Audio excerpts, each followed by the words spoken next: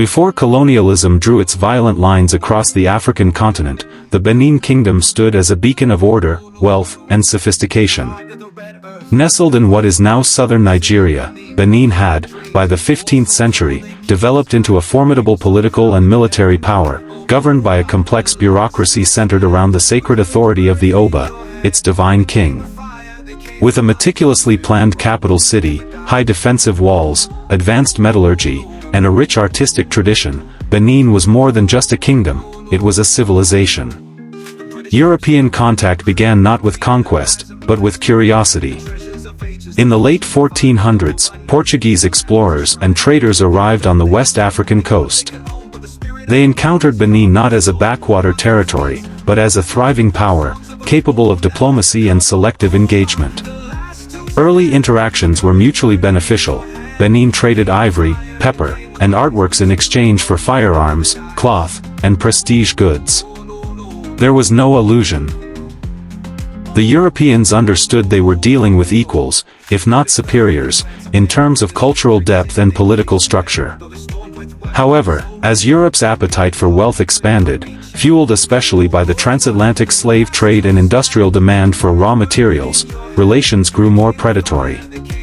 The British, who came later, brought with them not just goods, but imperial intentions. What began as commerce slowly morphed into coercion. They began to bypass traditional trade protocols, challenge the authority of the Oba, and insist on monopolies, particularly in the lucrative palm oil trade. The balance was tipping, and Benin, though strong, stood increasingly isolated. Despite these pressures, the Benin Kingdom maintained a resolute posture. The monarchy remained deeply rooted in spiritual and cultural legitimacy, reinforced by powerful guilds, ancestral worship, and the collective memory of centuries of independence. To the Benin people, the Oba was not merely a ruler. He was the living embodiment of the state and its sacred traditions. European interference, therefore, was not just political aggression, it was a threat to the very soul of the kingdom. This tension between external demand and internal sovereignty would eventually explode into confrontation. But to understand the fiery resistance of Benin's last independent king, we must first journey to 1888, the year a new Oba, young, proud, and deeply aware of his ancestors' legacy, ascended the throne. His name, Ovonramwen Nogbaisi. In 1888, the Benin Kingdom witnessed a new era as Oba Ovonramwen Nogbaisi ascended the throne, inheriting a legacy of power, pride, and tradition. As a young monarch, Ovonramwen inherited a kingdom that was at the crossroads of great change. While the Benin Kingdom had long maintained its independence, European powers, particularly the British, had started tightening their grip on the region. They had become increasingly aggressive in securing trade monopolies, and their pressure on Ovonramwen's kingdom was palpable. Yet, the new Oba was no passive ruler. He was determined to preserve Benin's sovereignty and dignity against these growing threats. Ovonramwen's rise was marked by the early challenges of managing a kingdom under the dual strains of internal political dynamics and external pressure. His coronation came at a time when the British had begun to make inroads into the politics of the region, using tactics of economic coercion and, at times, outright threats of military force. The Oba's early stance was clear: he would not allow foreign powers to dictate terms or undermine Benin's autonomy. From the start, Ovonramwen sought to assert his authority, not just as a ruler, but as the guardian of a kingdom with a deep cultural and spiritual identity. The British, ever seeking ways to expand their empire and wealth, had their eyes set on the palm oil trade, a crucial commodity in the industrial age. Palm oil, derived from the trees in Benin's forests, was a key raw material for British manufacturing. To the British, controlling this trade meant further control over the region and its people. However, Ovonramwen resisted these British attempts to control Benin's economy. He knew the strategic value of palm oil and refused to bow to demands for open, unrestricted trade. The British were frustrated by this challenge to their plans, which they had come to view as a moral duty, one that painted their exploitation as part of a civilizing mission. Ovonramwen's resistance was rooted not just in politics, but in his understanding of Benin's history. As the divine head of the kingdom, the Oba was entrusted with defending the cultural heritage of his people, one that included a rich history of artistry, craftsmanship, and political independence. His refusal to submit to the British was an assertion of his people's right to self-determination. More than just trade monopolies, the British sought to impose their values, erode local customs, and secure access to Benin's vast natural resources, including human labor. For Ovonramwen, yielding to such demands would have been tantamount to surrendering the very soul of Benin itself. Despite this growing tension, Ovonramwen remained firm, bolstered by a sense of national pride and a conviction that Benin's cultural integrity was worth defending at all costs. Yet, it was the unrelenting nature of British demands, along with their threats of military retaliation, that would eventually force his hand. British officials began to see Ovonramwen's resistance as an obstacle to their imperial ambitions. As their frustrations mounted, they would soon seek to break Benin's resistance once and for all. Ovonramwen's resolve to resist European domination would become legendary. Yet, at this point, the full scope of what he was up against was still unfolding. The question was not just whether Benin could hold its ground, but how the kingdom would navigate the increasingly aggressive demands of a European empire bent on expansion. The coming years would see Benin's fate pushed to the brink as European colonial ambitions collided head-on with the kingdom's indomitable will to remain free. By the mid-1890s, the tensions between the Benin Kingdom and the British had reached a boiling point. While Oba Ovonramwen continued to resist the British demands for economic concessions, the pressure from Britain intensified. The British had long coveted Benin's rich resources, particularly its palm oil and other valuable exports. Their frustration with the Oba's refusal to open the kingdom's trade routes without restrictions led to a series of diplomatic confrontations that would only escalate. The British, having failed to achieve their objectives through negotiation, began to look for more aggressive solutions. In 1892, the British imposed a trade blockade on Benin in a direct effort to cripple the kingdom's economy and force the Oba to comply with their demands. The British saw this as a strategic move to weaken the Benin resistance and push the Oba into a corner. For Ovonramwen, the blockade was not only a political and economic challenge but also an affront to the kingdom's honor. Benin's economy, which relied heavily on its exports, particularly palm oil, suffered greatly. Yet, despite the hardships, Ovonramwen remained unwavering. He refused to allow foreign interference to dictate the kingdom's destiny, holding on to his principle that Benin's sovereignty could not be compromised. In the same period, British officials began to vilify Oba Ovonramwen in their media and diplomatic communications, portraying him as an impediment to progress and civilization. The British constructed a narrative that framed the Oba as a despotic ruler who obstructed the noble, civilizing mission of British colonialism. This dehumanizing rhetoric was part of a broader colonial strategy to justify their aggression and make any military action appear necessary. For the British, this was not just about trade. It was about the cultural supremacy they believed they could impose on African kingdoms like Benin. In their eyes, the Oba's refusal to submit was not only a political challenge but also a cultural affront. The British attempts to paint the Benin Kingdom as backward and oppressive were met with increasing resistance not only from the Oba but also from his people. The Benin warriors, skilled in combat and fiercely loyal to their king, remained committed to defending their homeland from foreign intrusion. The Benin military, famed for its strategic prowess, was ready to stand firm against the British, knowing full well the stakes involved. However, as the British expanded their presence in the region, including building fortified outposts along the trade routes, Ovonramwen began to realize that military conflict was inevitable.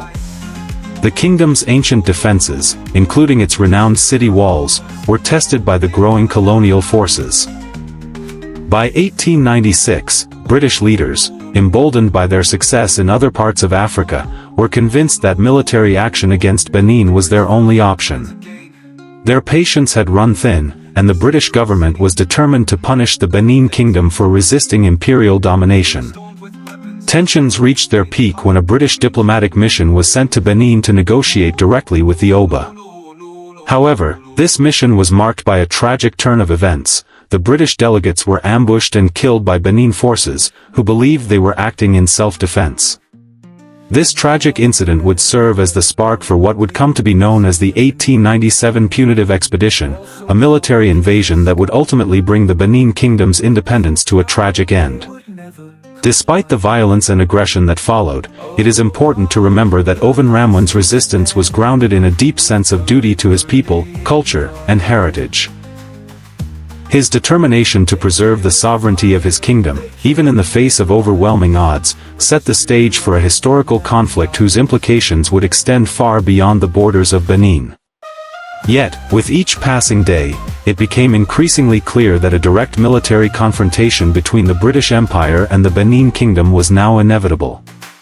And as the drums of war began to beat louder, the fate of Benin hung in the balance. In February 1897, the simmering tensions between the Benin Kingdom and the British Empire reached their tragic climax. The British, frustrated by their inability to secure the resources and obedience they sought through diplomacy and trade, resorted to military force. The immediate catalyst for the invasion was the killing of a British diplomatic mission led by James Phillips, who had entered Benin under the guise of a peaceful diplomatic visit. However, the mission was met with an ambush by Benin forces, who viewed the British presence as a provocation and threat. This incident would mark the beginning of a tragic chapter in Benin's history. The British punitive expedition was launched as a retaliatory measure. The British had already built up their military presence in the region and were prepared for the conflict. Led by Admiral Harry Rawson, the British forces assembled an army of nearly 1,200 men, including infantry, artillery, and naval support. The British were armed with superior weaponry, artillery, rifles, and machine guns, that greatly outmatched the Benin forces, who were armed primarily with traditional weapons like spears and swords. Despite the disparity in firepower, the Benin warriors, with their deep knowledge of the terrain and a fierce will to protect their kingdom, were prepared for a bloody confrontation. The invasion force quickly made its way to Benin City, the heart of the kingdom. As they approached, the city's formidable defenses, particularly the walls and moats, presented an impressive challenge. Benin City, known for its strategic military architecture, had once been one of the most fortified cities in the world. However, the British, with their overwhelming military superiority, breached the defenses. The battle that ensued was brutal, and the Benin warriors fought valiantly, but the technological advantage of the British forces proved decisive. The city was soon overtaken, and its fate sealed. Once Benin City fell, the British forces began a systematic campaign of destruction and looting. They burned the city, razed its palaces, and destroyed significant parts of its infrastructure. The Benin bronzes, magnificent works of art depicting the kingdom's history and grandeur, were looted and taken back to Britain. These bronzes, along with other sacred artifacts, would become a symbol of the cultural pillaging carried out during colonial conquests. The British claimed that the destruction of Benin was a necessary punishment for the death of their diplomats, but the true motive was the relentless pursuit of power and resources. The Oba Ovonramwen, who had steadfastly resisted British demands for years, was captured during the invasion. He was paraded through the streets of Benin City and then forced into exile in Calabar, a British-controlled town located far from his homeland. Ovonramwen's capture marked the end of the independent Benin Kingdom. The British installed a puppet ruler to replace the Oba, further solidifying their control over the region. Though Ovonramwen was exiled, he remained a symbol of resistance, and his capture only fueled the collective memory of the kingdom's bravery and defiance. The fall of Benin represented a significant turning point in the history of West Africa and the broader African resistance to European colonial domination. While the British Empire celebrated its victory, the destruction of Benin left an indelible mark on the kingdom's people and culture. Ovonramwen's resistance, though ultimately unsuccessful in preventing the British conquest, inspired future generations to fight against colonial exploitation and to reclaim what was rightfully theirs. The Benin Kingdom might have fallen, but its spirit of defiance remained an enduring legacy for the African continent. As the smoke settled over the ruins of Benin City, the once mighty kingdom lay shattered, its sacred sites desecrated and its cultural treasures looted. Yet, even in defeat, Oba Ovonramwen Nogbaisi embodied the quiet dignity of a king who never surrendered his principles. After the fall of the city in February 1897, the British launched a relentless manhunt for the Oba, offering rewards for information on his whereabouts. For several months, Ovonramwen eluded capture by taking refuge in the swampy forests around the kingdom, protected by loyal followers who continued to risk their lives for their king. Eventually, seeing the suffering of his people and wishing to avoid further bloodshed, Ovonramwen voluntarily surrendered to the British under the promise of fair treatment. The promise, however, was hollow. He was arrested and publicly humiliated, forced to witness the dismantling of his empire piece by piece. In September 1897, he was exiled to Calabar, over 600 kilometers from his ancestral home, a symbolic move by the British to sever the spiritual and political heart of Benin from its people. There, in isolation and stripped of his royal powers, he lived out the rest of his days until his death in 1914.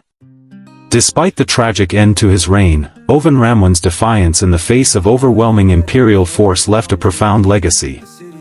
His refusal to bow to British trade impositions and political manipulation was not an act of stubbornness but of principled resistance. He upheld centuries-old traditions that placed the well-being of his people and the sanctity of the kingdom above personal safety.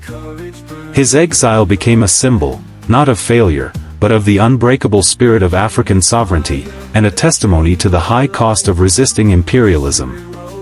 Back in Benin, the aftermath of the invasion was severe. The British dismantled the kingdom's centralized administration, replacing it with colonial governance that disregarded indigenous institutions. The British appointed warrant chiefs, many of whom lacked legitimacy among the local population, and restructured the economy to serve British interests. Benin's political, spiritual, and economic systems were forcibly altered, leaving long-term scars on the cultural fabric of the region. Yet even under colonial rule, the people of Benin never forgot the strength and dignity of their last sovereign Oba. In exile, Ovonramwen carried with him not just the pain of a fallen kingdom, but the memory of a civilization that once stood as a pillar of African excellence.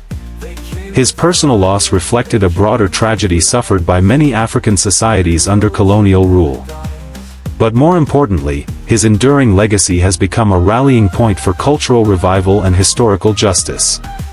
Today, Oba Ovonramwen is remembered not just as a ruler, but as a symbol of heroic resistance, whose unwavering stand in the face of imperial greed continues to inspire conversations about cultural repatriation, historical truth, and the rightful place of African narratives in world history. In the chaotic aftermath of the British invasion of Benin in 1897, one of the most egregious acts committed was the systematic looting of the kingdom's sacred art and historical artifacts. British troops, under the command of Admiral Harry Rawson, ransacked Benin City, stripping the palaces, shrines, and storerooms of centuries' worth of bronze plaques, ivory tusks, carved wood, and coral regalia. These were not just decorative pieces, they were deeply spiritual and historical objects, used to record royal histories, venerate ancestors, and mark political transitions. This cultural plunder, carried out under the guise of a punitive expedition, remains one of the most significant art thefts in modern history. Among the looted items were the now famous Benin bronzes, intricately crafted plaques and sculptures made using advanced lost wax casting techniques. These masterpieces depicted royal figures, ceremonial processions, battles, and deities, serving as a visual archive of the Benin Kingdom's rich political and spiritual life. The artistry of the bronzes stunned Europeans, many of whom could not believe such technical sophistication had come from sub-Saharan Africa. These artifacts were shipped to Britain by the thousands, many ending up in the British Museum, while others were sold to collectors and museums across Europe and North America to help offset the cost of the military expedition. The implications of this looting went beyond material loss. The theft represented a deliberate attempt to erase a culture's identity and rewrite its history. By removing the artifacts from their sacred context, the British not only stripped the Benin people of their heritage but also used the pieces to promote a colonial narrative that misrepresented African societies as primitive and chaotic. The stolen art was displayed in European museums as spoils of conquest, while the people of Benin were left without access to their own historical and religious symbols. This cultural dislocation had a profound psychological and spiritual impact that lasted for generations. Over time, as awareness of the Benin bronzes grew and global perspectives on colonialism evolved, so too did calls for repatriation. Scholars, activists, and African governments have long demanded the return of the artifacts to Nigeria. The debate over ownership has sparked widespread controversy in the art world and among former colonial powers. While some institutions have resisted, claiming that the artifacts are now part of universal heritage, others have begun to acknowledge the moral responsibility to return what was taken by force. Recent years have seen small but significant steps toward restitution, with countries like Germany and institutions like the Smithsonian pledging to return some items to Nigeria. The story of the Benin bronzes is not just about stolen art, it is about the intersections of history, justice, and cultural identity. These artifacts, forged in the fires of African creativity, were never meant to decorate foreign walls. They were, and remain, sacred vessels of memory and meaning. Their theft echoes the broader exploitation suffered by African societies under colonial rule, while their slow return symbolizes a growing global reckoning with that past. For the people of Benin and the descendants of Oba Ovonramwen, the restoration of these treasures is more than restitution, it is a reclaiming of voice, heritage, and dignity. Though the Benin Kingdom was militarily subdued in 1897 and its monarch exiled, the spirit of resistance it embodied did not die. Instead, it evolved, transcending borders, inspiring future generations, and fueling modern movements for cultural revival and historical justice across Africa. The story of Oba Ovonramwen Nogbaisi's defiance against British imperialism is more than a tale of war and conquest. It is a powerful symbol of African dignity, resilience, and the determination to preserve identity in the face of foreign domination. His legacy lives on, not only in textbooks and oral histories but also in the renewed calls to decolonize African heritage and reclaim what was unjustly taken. In post-colonial Nigeria, the fall of Benin became a critical reference point in discussions about national pride and the long struggle against foreign oppression. Ovonramwen's sacrifice is seen not as a defeat but as a stand against injustice. One that highlighted the devastating cost of colonial expansion and the unbreakable will of African leadership. His story is now taught in schools, celebrated in cultural festivals, and immortalized in literature and film. Monuments in Benin commemorate his bravery, and traditional institutions that survived the colonial disruption continue to honor his memory as a patriotic martyr who stood firm for his people. The movement for the return of the Benin bronzes, long dismissed by Western institutions, has gained global momentum in the 21st century. Fueled by growing awareness of colonial crimes, African scholars, artists, and leaders are reclaiming narratives that were once distorted or erased. Countries like Nigeria have taken bold steps by constructing museums, such as the Edo Museum of West African Art, EMOA, designed to receive and display returned artifacts in their rightful context. These efforts are not only about objects. They're about healing historical wounds, restoring pride, and recentering Africa in global history. Moreover, the Benin royal lineage remains an enduring institution. The current Oba, Uwere II, is a direct descendant of Ovonramwen and serves as a spiritual and cultural leader for the Edo people. His role represents continuity and serves as a living link to the pre-colonial past, reminding the world that the identity of Benin was never erased, only interrupted. Under his guidance, the kingdom has become an active participant in dialogues around restitution, historical memory, and cultural sovereignty. The legacy of resistance lives on in royal ceremonies, ancestral worship, and the revitalization of traditional governance in the modern era. Ultimately, the resistance of Benin and the courage of Oba Ovonramwen are more relevant today than ever. In an age of global reckoning with colonial history, his stand serves as a powerful reminder that true sovereignty is not just about political control, it is about the preservation of culture, the defense of values, and the refusal to be erased. The story of Benin is not just a Nigerian story, or even an African one, it is a human story, about the cost of domination and the unyielding strength of those who fight to remain free. And in that legacy, the voice of Oba Ovonramwen still echoes, defiant, dignified, and unforgettable.